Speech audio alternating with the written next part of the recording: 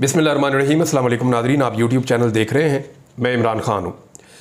कुछ खबरें बड़ी इंपॉर्टेंट हैं और सबसे जो अहम खबर है वो DGISPR ने एक प्रेस कॉन्फ्रेंस की है और पहले से ही अनाउंस था कि वो प्रेस कॉन्फ्रेंस करेंगे। और DGISPR की प्रेस कॉन्फ्रेंस के हवाले से जो हेडलाइंस हैं वो अलग अलग किस्म की छापी सब ने। और हेडलाइंस में आपको ये भी बताता हूँ कि तब्दील भी हुई हैं।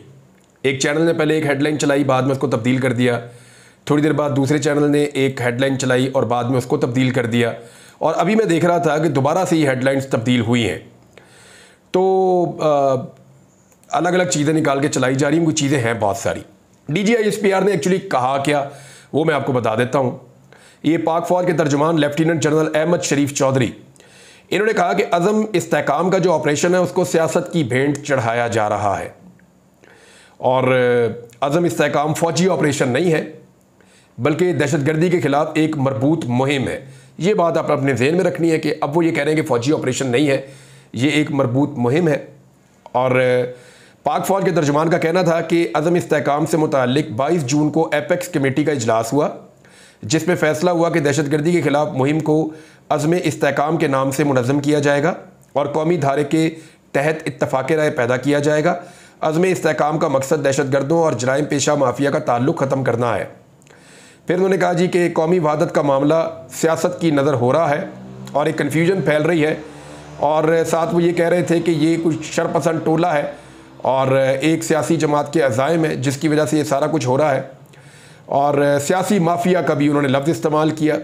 फिर उन्होंने एक वर्ड यूज़ किया, ये पहले ये लफ्ज़ होता था साइबर टेररिज्म और अब ये पाकिस्तान में लफ्ज़ इस्तेमाल किया जाता है डिजिटल टेररिज्म। और इसका जो जोड़ा जाता है मामला वो एक सियासी जमात के साथ है, पाकिस्तान तहरीक इंसाफ के साथ ही है और उसके सोशल मीडिया के साथ है। अच्छा, उन्होंने कहा एक बहुत बड़ा सियासी माफिया खड़ा हो गया कि ये ऑपरेशन अज़्म इस्तेहकाम नहीं करने देना। एक मजबूत मुतहर्रिक लाबी चाहती है दहशतगर्दी के खिलाफ कार्रवाइयों के मकासद हासिल ना हो।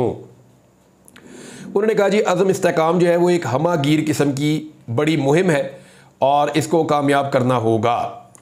फिर उन्होंने ये भी कहा कि जो दहशतगर्द हैं उनके साथ तो प्रैक्टिकली जाके लड़ा जा सकता है, लेकिन ये जो डिजिटल दहशतगर्दी है इससे लड़ने के लिए कानून की ज़रूरत है और कानून के मुताबिक चीज़ें करनी पड़ेंगी।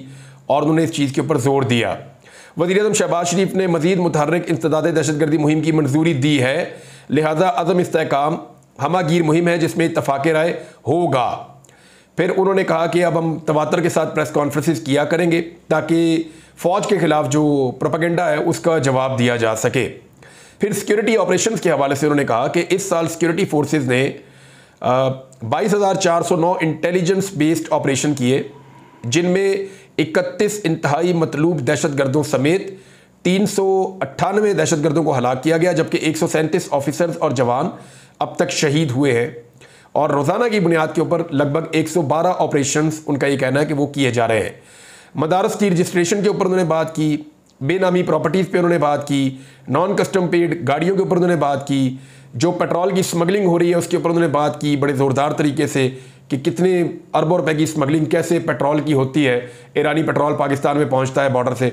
फिर उन्होंने और चीज़ें इस तरह की बताई। स्मगलर्स के बारे में उन्होंने बात की, कुछ चीज़ों के बारे में वो कहते हैं पता ही नहीं है। बन्नू वाक़े पे उन्होंने बात की कि कैंट पर दहशतगर्दों के हमले और फायरिंग से पाक फ़ौज के 8 जवान और कुछ मासूम शहरी शहीद हुए थे।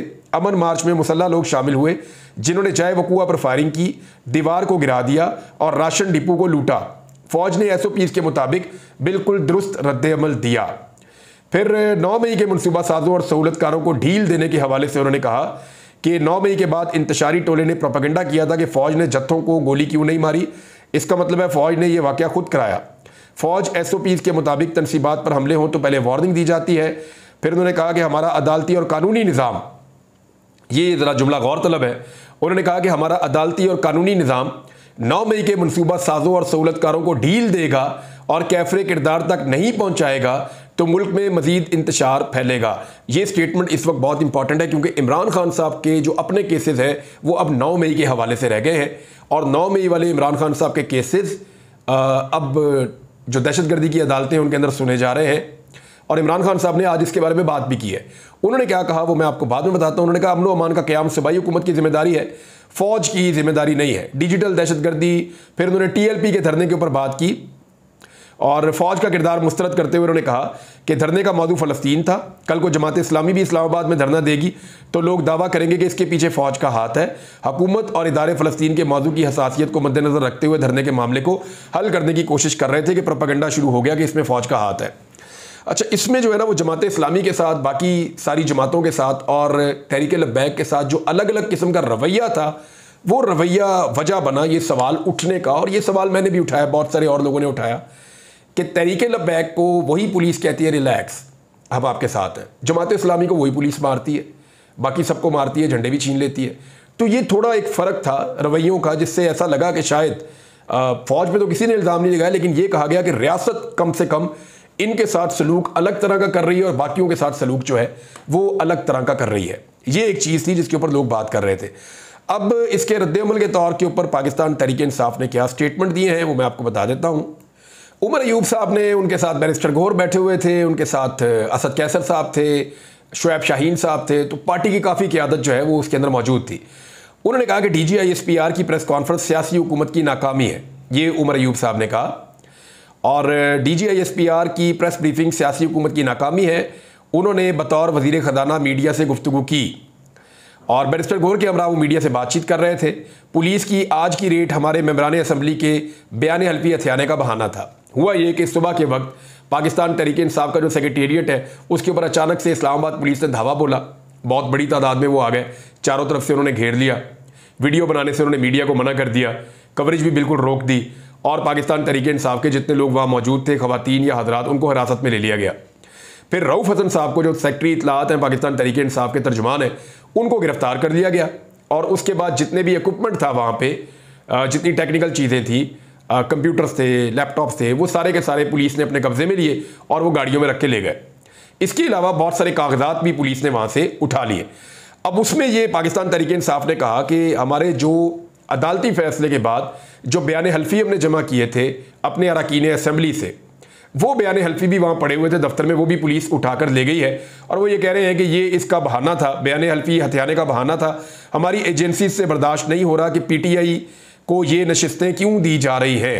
उन्होंने कहा कि बानी तहरीक इंसाफ कहते हैं कानून की पासदारी से मुल्क तरक्की करता है। PTI हुकूमत ख़त्म हुई, इस वक्त मईशत की ग्रोथ 6% थी और PDM हुकूमत में मईशत की ग्रोथ मनफी में चली गई थी। उमर अयूब ने कहा कि हमारे मेंबरान असम्बली पर इंसदाद दहशतगर्दी की अदालत में केसेस चल रहे हैं। पाकिस्तान की अवाम ने तहरीक इंसाफ को कामयाब करवाया। उन्होंने कहा कि मोहसिन नकवी के दौर में पंजाब में गंदम इंपोर्ट की गई, गंदम का सीज़न आने पर हमारे किसानों से गंदम खरीदी नहीं गई और इसी इशू के ऊपर जो है वो अनवारुल हक काकड़ की और हनीफ अब्बासी की लड़ाई भी हुई। जबकि अब भी सिगरेट, डीजल और दीगर अशिया की स्मगलिंग हो रही है। उमर अयूब साहब ने एक बड़ा आम सवाल उठाया। उन्होंने कहा कि बलूचिस्तान, सिंध और खैबर पख्तूनख्वा के बॉर्डर पर स्मगलिंग कौन करवा रहा है? क्या बॉर्डर पर पटवारी हैं जो स्मगलिंग करवा रहे हैं? इसके लिए तो हमारे पास वसाइल ही नहीं है। फिर उन्होंने ये कहा कि DGISPR को बताना चाहता हूं कि आर्टिकल 7 के तहत रियासत का एहतराम करें। तमाम इदारे बशमूल फौज आर्टिकल 7 के तहत रियासत के मातहत होते हैं। DGISPR की प्रेस कॉन्फ्रेंस सियासी हुकूमत की नाकामी है। उमर अयूब ने कहा कि DGISPR ने इराक, लीबिया और शाम की मिसालें दी कि वहाँ हालात ख़राब हैं। DGISPR ने बतौर फ़ौज के तर्जुमान के बल्कि फाइनेंस मिनिस्टर के तौर पर प्रेस कॉन्फ्रेंस की। वो प्रेस कॉन्फ्रेंस से पहले वज़ीर-ए-आज़म हाउस से बेनामी अकाउंट्स के बारे में पूछ लेते, जिसके लिए अयान अली मनी लॉन्ड्रिंग करती थी और इसमें नाम आसिफ अली जरदारी का आता था। उन्होंने कहा कि जनरल बाजवा के समधी साबर मिट्टू की अरबों की प्रॉपर्टी कहाँ से आ गई? मनशियात की स्मगलिंग पाकिस्तान में रूज पर है। ये कौन लोग कर रहे हैं? इन्हें सामने लाया जाए। उमर अयूब का कहना था कि मुराद सईद छुपा हुआ है क्योंकि उसने दहशतगर्दी करने वालों की निशानदेही की थी। उन्होंने फिर यह भी कहा कि मुराद सईद से माफ़ी मांगनी चाहिए, वो इसलिए कि उसने पहले बताया था कि साउथ की तरफ से दहशतगर्द पहले आएंगे और वही हो रहा है। और DG कहते हैं कि हुकूमत ने इम्पोर्ट्स रोकी तो स्मगलिंग में इजाफा हुआ। स्मगलिंग के तहत महंगी गाड़ियाँ और दीगर चीज़ें लाई गई। उन्होंने कहा कि नेक्टा 2008 में बना था जिस पर मुख्तलिफ रिपोर्ट्स आती रही, जबकि PTI हुकूमत के दौर में दहशतगर्दी कम हुई थी। हाइब्रिड निज़ाम इस मुल्क में मजीद नहीं चल सकती। वज़ीर आला अली अमीन कहते हैं जो रियासत का लिबादा ओढ़ कर छुपते हैं इनको खुलकर सामने आना चाहिए। अच्छा, अली अमीन गंडापुर के बारे में मैं आपको एक बात बताता हूँ। आजकल उनके बारे में प्रोपेगेंडा भी चल रहा है, लेकिन एक दो चीज़ें जो हैं वो मेरे पास इंफॉर्मेशन थी लेकिन मैं राइट टाइम का वेट कर रहा था, क्योंकि आज DGISPR ने भी ऑपरेशन की बात की। आज ऑपरेशन की बात जो है वो जमात इस्लामी ने कहा, जमात इस्लामी ने खैर मकदम किया। उन्होंने कहा कि DGISPR के इस बयान का हम खैर मकदम करते हैं कि ये फौजी ऑपरेशन नहीं है। फवाद चौधरी साहब ने एक नुक्ता उठाया और वो नुक्ता बिल्कुल ठीक है कि अगर इस ऑपरेशन के ऊपर सबसे ज़्यादा कन्फ्यूजन किसी ने फैलाई है तो वो PMLN की हुकूमत है। शहबाज शरीफ ऑपरेशन के बारे में कुछ और कहते हैं, अता तारड़ ऑपरेशन के बारे में कुछ और कहते हैं, टॉक शो में आने वाले लोग ऑपरेशन के बारे में कुछ और कहते हैं, वजीर दिफा ख्वाजा आसिफ इस ऑपरेशन के बारे में कुछ और कहते हैं। तो जितने मुंह है उतनी बातें इस ऑपरेशन के बारे में। इतनी कन्फ्यूजन फैलाई गई इस ऑपरेशन के बारे में कि जिन इलाकों में या जिन जगहों पे ये ऑपरेशन होना है वहां पे एक रिएक्शन आना शुरू हो गया कि पता नहीं हमारे साथ होने क्या वाला है या किस किस्म का ऑपरेशन होने वाला है। और ये हुकूमत की फैलाई हुई एक अजीबोगरीब किस्म की डिस इन्फॉर्मेशन है, जिसकी बुनियाद पर मैं आपको ये कह सकता हूँ कि खैबर पख्तूनख्वा में या पंजाब में कहीं भी चले जाएं, मैं जहाँ पे जाके जिसको भी मिलता हूँ हर शख्स ये कहता है कि वो इस ऑपरेशन का हामी नहीं है। यानी मुझे कोई भी बंदा ऐसा नहीं मिला जो कह रहा हो कि फौरी तौर पे एक बड़ा ऑपरेशन लॉन्च होना चाहिए। इस ऑपरेशन के मकासद, ये ऑपरेशन किस तरीके से होगा, ये ऑपरेशन एक्चुअली है क्या, और क्या ये एक फौजी ऑपरेशन है या कोई और मुहिम है, ये है क्या चीज़। आज DGISPR ने थोड़ा इसके ऊपर रोशनी डाली है, लेकिन इस पे हुकूमत की ये जिम्मेदारी थी कि वो एक सही तरह का नैरेटिव इसके ऊपर खड़ा करते और वो बताते, गाइड करते कौम को कि एक्चुअली होने क्या जा रहा है। कम से कम सारी जमातों को बैठाते। अब एक तरफ उन्होंने कहा जी हम APC बुला रहे हैं, सारी जमातें उसमें आ जाएं। तहरीक इंसाफ ने कहा जी कि हमारे सख्त आपसे इख्तलाफात हैं, इसके बावजूद हम APC में आएंगे। ऑल पार्टीज कॉन्फ्रेंस में उन्होंने जाने का फैसला किया। साथ ही इन्होंने फैसला कर दिया जी उसके ऊपर पाबंदी लगा दें तहरीक इंसाफ के ऊपर, कि जनाब तहरीक इंसाफ पे तो पाबंदी लगाने जा रहे हैं, इमरान खान के ऊपर तो हम गद्दारी के मुकदमे बनाने जा रहे हैं, आर्टिकल 6 लगेगा इमरान खान पे, आरफ अलवी पे। अब ऐसी सूरत हाल एक तरफ पैदा करेंगे, दूसरी तरफ एक कंसेंसस पैदा करने की कोशिश करेंगे, तो चीज़ें होंगी नहीं। फवाद चौधरी ने कहा कि इमरान खान जो है उसी के साथ जो है वो पब्लिक की विल चल रही है इस वक्त। उनके कहने का मतलब ये था कि इमरान खान को साथ लेकर चलेंगे तो पब्लिक भी साथ चलेगी, इमरान खान को साथ लेकर नहीं चलेंगे तो पब्लिक साथ नहीं चलेगी। मैं आपको ये बताता हूँ कि जो लास्ट मीटिंग हुई थी नेशनल एक्शन प्लान की, उसमें अली अमीन गंडापुर ने IPPs की बात की थी और ये कहा था कि कौन मुआहदे कर गया, क्या उनको कभी सजा मिलेगी। ये है कौमी सलामती के असल इशूज़। यानी हम बिल जमा करवा रहे हैं, हम क्यों जमा करवाएं बिल भाई। मुआहदे करके गए आसिफ अली जरदारी और नवाज शरीफ, और महंगे मुआहदे उन्होंने किए। 40 खानदानों की जेब के अंदर पैसा जा रहा है या चंद इदारों की जेब में पैसा जा रहा है, अवाम की जेब से ये निकल रहा है। तो एक आम पाकिस्तानी या खैबर पख्तूनख्वा का एक आम सारिफ उसका बिल क्यों अदा करे जो मुआहदे किए आसिफ अली जरदारी और नवाज शरीफ ने, हम उसकी सजा क्यों भुगते अगर उन्होंने गलती की है। तो ये उन्होंने अली अमीन गंडापुर ने वहाँ पे उसके अंदर ये बात की थी और ऑपरेशन का कोई जिक्र नहीं था। ये मैं सोर्सेज से आपको इन्फॉर्मेशन दे रहा हूँ कि जो पहली मीटिंग हुई थी उसमें ऑपरेशन का कोई जिक्र नहीं था, बल्कि अली अमीन गंडापुर ने एक जुमला बोला था, good Taliban are dead Taliban, कि ये जो गुड और बैड तालिबान का मामला है ना, ये ख़त्म करना होगा। ये जो स्टेटमेंट अब अली अमीन गंडापुर ने एक जारी किया है, उस स्टेटमेंट के बाद एक भूंचाल आया हुआ है। मेरी इन्फॉर्मेशन के मुताबिक उसका रिएक्शन भी आ रहा है और पाकिस्तान तहरीक इंसाफ पे और खैबर पख्तूनख्वा की गवर्नमेंट पे इसका रिएक्शन आना है। ये मैं आपको पहले बता देता हूँ। अली अमीन गंडापुर ने जो बात की है ना, ये कोई आज का मसला नहीं है, कोई 2 दहाइयों का मसला है, बल्कि 2 दहाइयों से ज़्यादा हो गई हैं कि पाकिस्तान में कुछ ऐसे ग्रुप्स हैं जो यहाँ फिरते हैं और उनको बड़ी प्रोटेक्शन होती है। यानी उन्हें कोई नहीं रोकता, ना उनकी गाड़ी कोई रोकता है, चेक करता है, ना कोई ये देखता है कि इनकी गाड़ी का नंबर असली है या नकली है, कोई ये नहीं देखता कि इनके पास जो हथियार हैं उनके लाइसेंस हैं या नहीं है, कोई ये नहीं देखता कि ये इस हुलिये में घूम रहे हैं, क्या घूमना चाहिए या नहीं घूमना चाहिए, कोई ये नहीं पूछता कि इनके पास इतना पैसा कहाँ से आ रहा है, कोई ये नहीं पूछता कि ये भत्ता कैसे इकट्ठा हो रहा है। बहुत सारी चीज़ें हैं, पाकिस्तान में ऐसे ग्रुप्स मौजूद हैं जो रियासत की मर्जी से मुख्तलिफ जगहों पर मौजूद भी रहते हैं, पेनिट्रेट भी करते हैं, पुलिस भी उनसे तंग होती है और अवाम भी उनसे तंग होती है।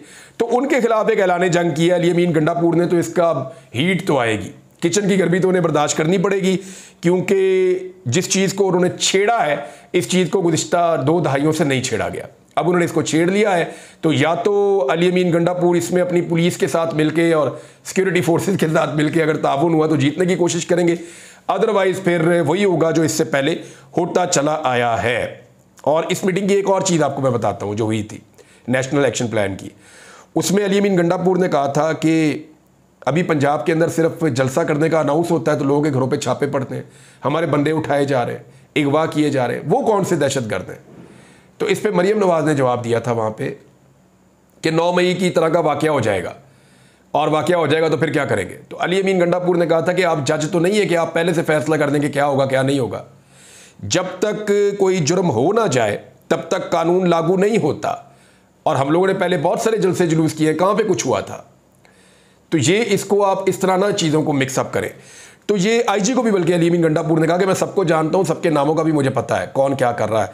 और बड़ी उसमें थोड़ी बहुत बदमज़गी हुई थी, लेकिन फिर जो मामलात हैं वो, यानी अली अमीन गंडापुर ने यह भी कहा था कि यहाँ मुझे इस बारे में एक सोर्स ने बताया कि उस दिन उसने ये भी कहा था कि मुझे तो 9 मई से पहले पकड़ा गया था और सारा टॉर्चर और जुल्म किया गया था और बाल तक काटे गए थे, तो उस वक्त तो 9 मई नहीं हुआ था, तो मैंने किस बात की सज़ा भुगती थी? है किसी के पास इसका जवाब? तो उस मीटिंग के अंदर सन्नाटा हो गया था क्योंकि इन बातों का जवाब किसी के पास नहीं था। बहरहाल तहरीक इंसाफ का दफ्तर जो है उसके ऊपर छापा पड़ा, वहाँ से सामान उठाकर ले गए। अब तक मेरी इन्फॉर्मेशन के मुताबिक जो कौमी असम्बली के मेंबरान हैं 41 में से 40 के पेपर जमा हो चुके हैं इलेक्शन कमीशन में। पंजाब के जो मेंबर्स हैं उनके ला के जमा करवाए गए थे इस्लामाबाद सेक्रेटेरिएट में पीटीए के, और वहाँ से उन्होंने ले जाके आज जमा करवाने थे, वो उठा के पुलिस ले गई है। खैबर पख्तूनख्वा वालों से इन्होंने मंगवाए थे कि जी अपने आप बयान अल्फी लेकर आए ताकि आपके बयान अल्फी भी जमा करवाए जाएँ, तो खैबर पख्तूनख्वा वालों ने मना कर दिया था। उन्होंने कहा था जी कि हमें ख़तरा है कि ये कोई छीन लेगा या कोई गेम हो जाएगी, लिहाजा अपने बयान अल्फी हम अपने पास रखेंगे और हम खुद इलेक्शन कमीशन ऑफ पाकिस्तान में जाके जिम्मेदारी के साथ जमा करवाएंगे। अब ये एक नाअहली है पाकिस्तान तहरीक इंसाफ की कि इतने इंपॉर्टेंट डॉक्यूमेंट्स को अगर उन्होंने अपने सेक्रेटेरिएट पे रखा हुआ है जिसको थोड़े दिन पहले सील किया गया था, और वो जानते हैं जब मर्जी जिधर दिल करे पुलिस छापा मार देती है, और वो डॉक्यूमेंट वहाँ से उठा लिए गए हैं, तो तहरीक इंसाफ को अपनी अकल पे मातम करना चाहिए इस मामले में। तो नाज़रीन, इमरान खान का स्टेटमेंट भी है, वो भी आपको मैंने बताना था लेकिन वक्त बहुत ज़्यादा हो गया है, लेकिन सिर्फ इतना बता देता हूँ कि इमरान खान ने कहा कि लगता है कि 9 मई मुकदमात में मुझे मिलिट्री जेल में भेजा जाएगा। याद है आपको, थोड़े दिन पहले मैंने आपको ये बात बताई थी। और इमरान खान साहब ये भी कह रहे हैं कि वो अब भूख हड़ताल पर जाने वाले हैं। इन चीज़ों पर बात करेंगे अगली वीलॉग में। अब तक के लिए इतने, अपना ख्याल रखिएगा, अपने चैनल का भी। अल्लाह हाफ़िज़।